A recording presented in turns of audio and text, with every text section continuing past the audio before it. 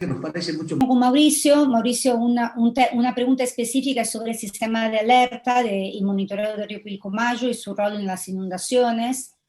Así que si querés comentar un poco más, digamos, cómo, sobre todo el tema de la participación de los pobladores en la gestión de la información de estos territorios. Gracias. Sí. Bueno, el sistema de alerta del Pilcomayo,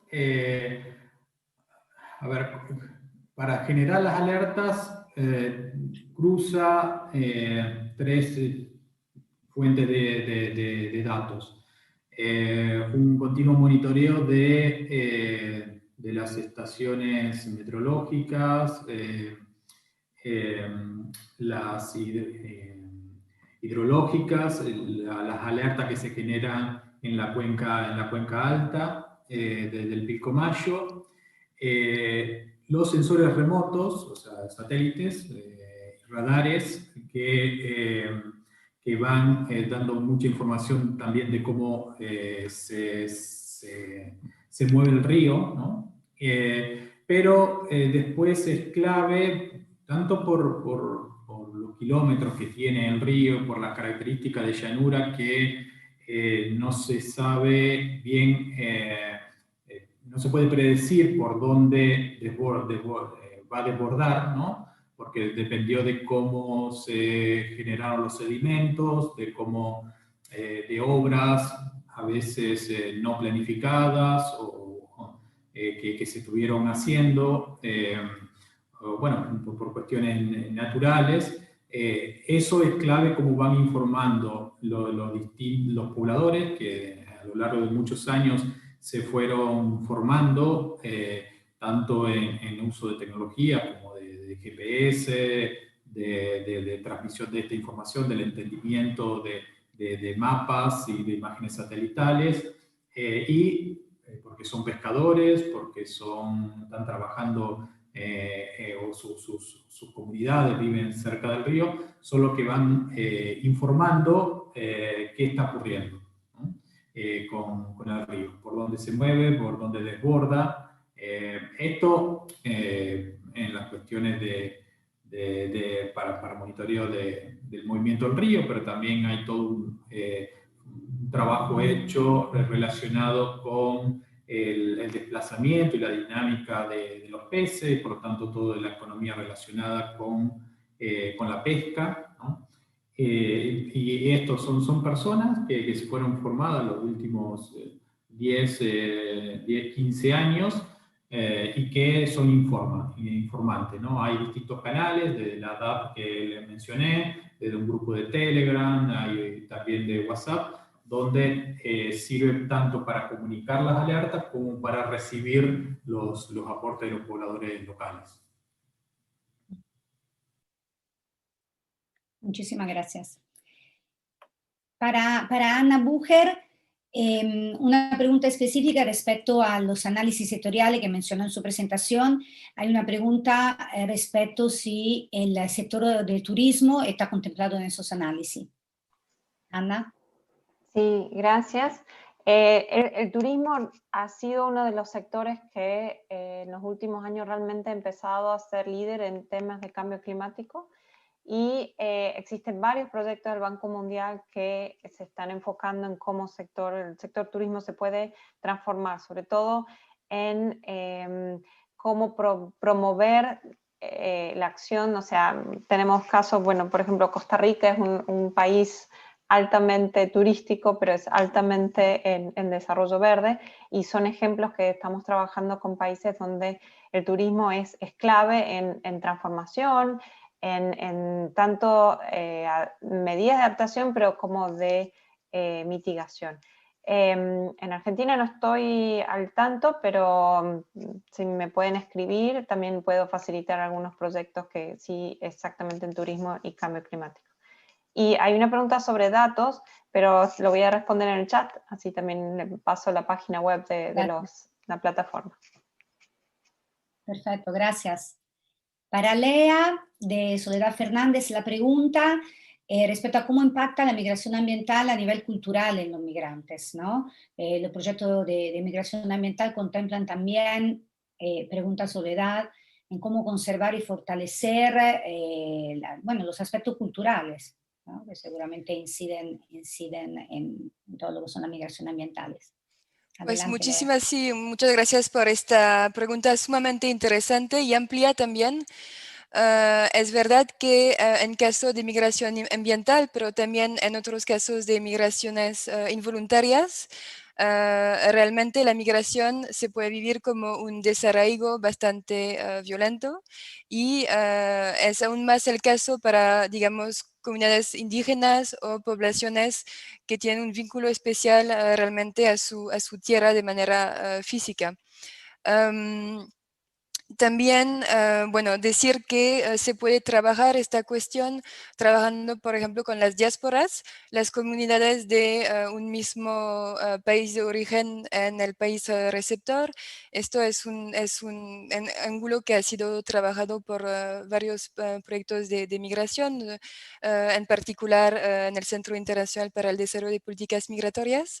Pero sobre el tema de la cultura, quisiera quizás agregar que la migración está íntimamente vinculada al ser humano y las migraciones siempre también han existido. Así que la cultura, como las conocemos hoy, muchas veces ya son el fruto de migraciones y de intercambios de culturas. Así que también quisiera proponer de ver las migraciones como una oportunidad para hacer florecer y crecer su propia cultura, al mismo tiempo que organizar espacios quizás con otras personas del mismo país de origen para asegurar que no se pierden rituales y aspectos de la cultura originaria.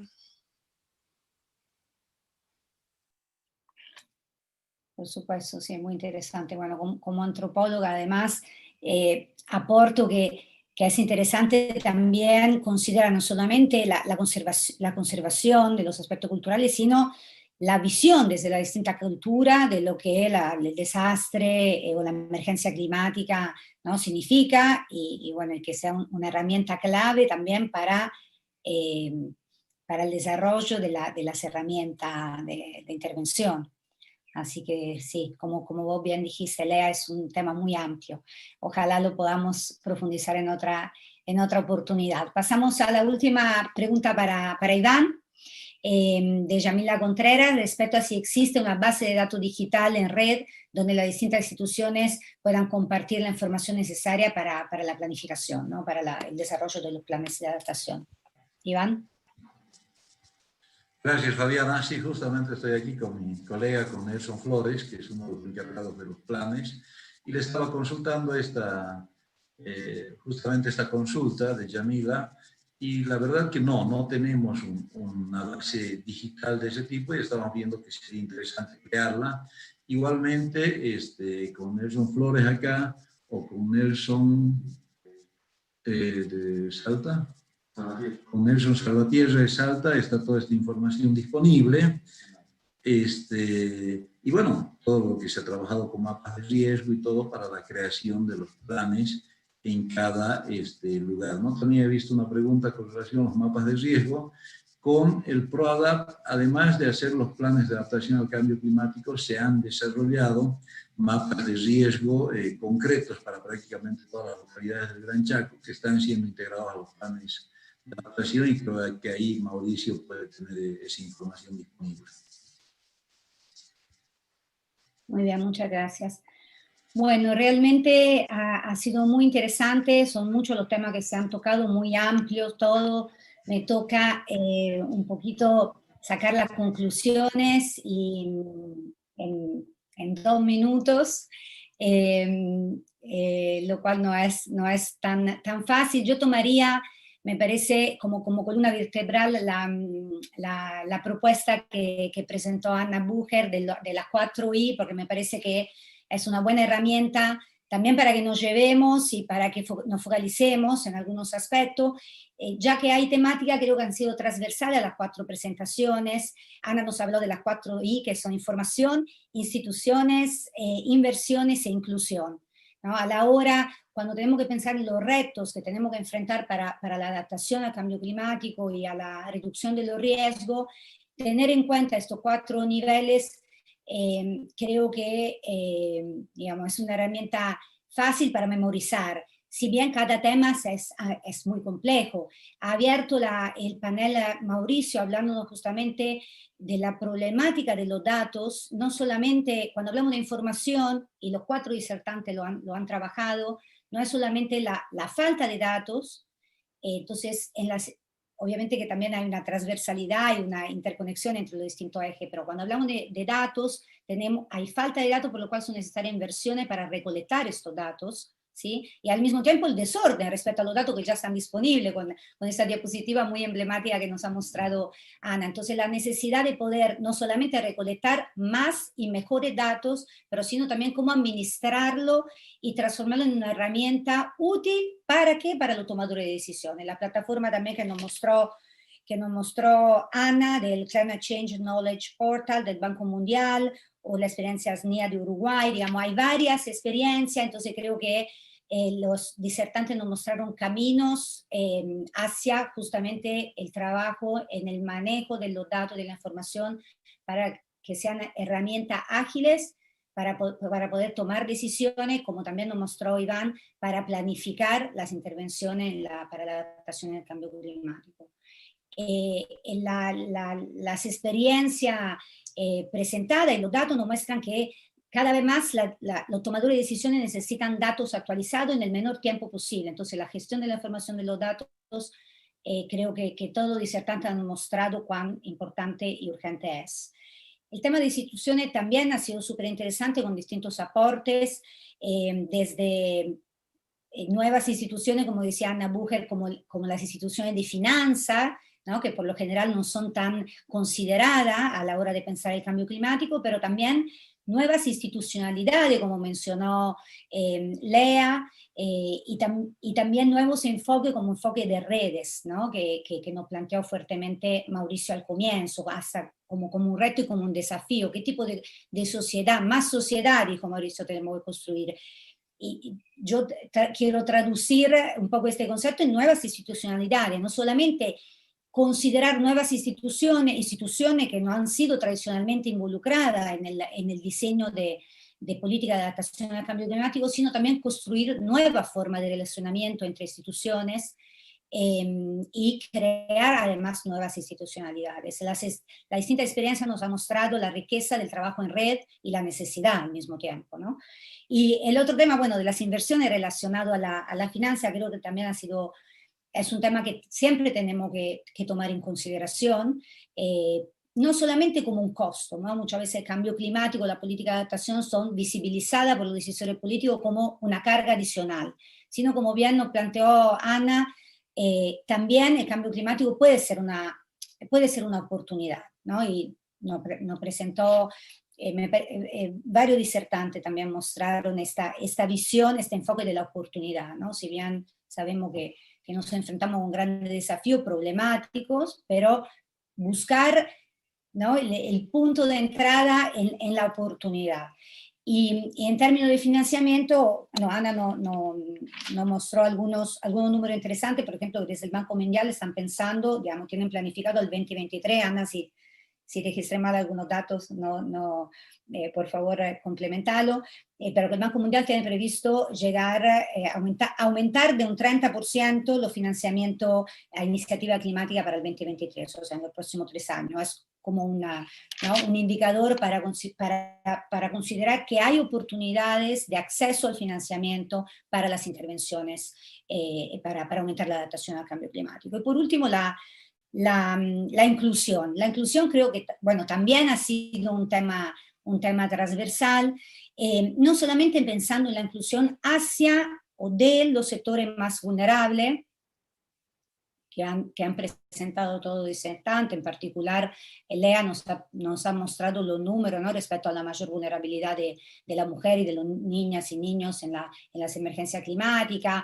Mauricio nos mostró el enfoque más interseccional de la inclusión de género, pero también etaria, el enfoque basado en comunidades, como el ejemplo del clima y sobre el cual se ha explayado bastante Iván también. Pero la inclusión, creo que surgió de los distintos paneles, no es solamente pensar a los sectores, a los grupos que tenemos que incluir en la planificación de la medida de adaptación, sino que es un enfoque, ¿no? Un enfoque que también se habló del enfoque basado en comunidades. Cuando pensamos en inclusión, tenemos que pensar en cómo entre todos los actores, ¿sí? Podemos aportar conocimiento y saberes. Y ese tema del enfoque local, de los saberes locales, no es solamente incluir a los grupos más vulnerables, sino cuánto los distintos grupos, incluyéndolo en una planificación en conjunto, puedan aportar con su conocimiento y sus saberes para enfrentar justamente estos grandes desafíos. Y quiero cerrar también recordándoles y aprovechando que hoy estamos celebrando el Día Internacional de las Mujeres Rurales, justamente como un ejemplo de un sector que ha sido tradicionalmente invisibilizado y mayormente afectado, como dijo Lea, las mujeres tienen 14 veces más probabilidad de morir frente a un evento de emergencia climática, pero si no, las mujeres rurales como un actor que debe ser considerado y de manera más protagónica en el diseño de la política de adaptación.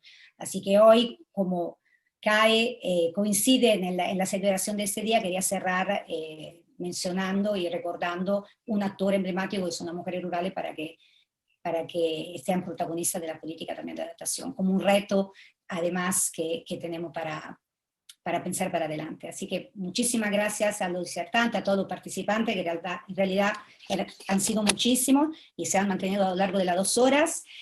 Así que le paso la palabra a Alejandra para que pueda cerrar y bueno, agradecer a los organizadores del evento. Un gusto haber compartido con todos ustedes esas 2 horas.